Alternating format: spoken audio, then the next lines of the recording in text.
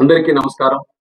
అయ్యప్ప స్వామి భక్తులు ముఖ్యంగా మన దక్షిణాది రాష్ట్రాల నుండి ఈ సమయంలో పెద్ద ఎత్తున మాల ధరించి పవిత్ర దీక్ష చేపట్టి శబరిమల వెళ్లి ఆ స్వామి వారిని దర్శనం చేసుకుంటారు.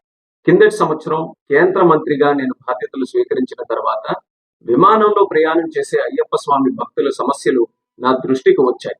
వెంటనే భక్తుల సౌకర్యార్థం మా సెక్యూరిటీ రూల్స్ లో మార్పులు చేసి విరుముడి నేరుగా తమతో పాటు తీసుకుని వెళ్లే విధానం, ఆ మార్పులు మేము తీసుకొని వచ్చాం. ఈ సంవత్సరం కూడా అదే విధంగా అయ్యప్ప స్వామి భక్తులు ప్రయాణం చేసేటప్పుడు వాళ్ళ తాలూకా విరుముడి నేరుగా వాళ్ళతో పాటే ఫ్లైట్ లో తీసుకొని వెళ్లేటటువంటి సౌకర్యం మేము కల్పిస్తున్నాం. ఇది తక్షణం ఈ రోజు నుండి జనవరి 20 తేదీ వరకు అమల్లో ఉంటుంది. అంటే మండలం నుంచి మకర విలక్కు కాలం వరకు కూడా ఈ సౌకర్యం అయ్యప్ప స్వామి భక్తుల్ని దృష్టిలో పెట్టుకొని కల్పించడం జరుగుతుంది.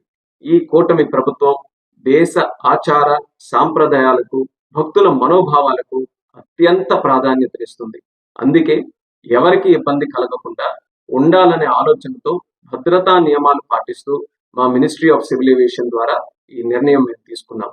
దీన్ని భక్తులందరూ కూడా సద్వినియోగం చేసుకుంటారని, మీ అయ్యప్ప స్వామి దీక్ష విజయవంతంగా జరగాలని, స్వామి తాలూకు ఆశీస్సులు పొంది అందరికీ కూడా మంచి జరగాలని ఈ సందర్భంగా కోరుకుంటున్నాను. నమస్కారం. ఓం స్వామియే శరణమయ్యప్ప.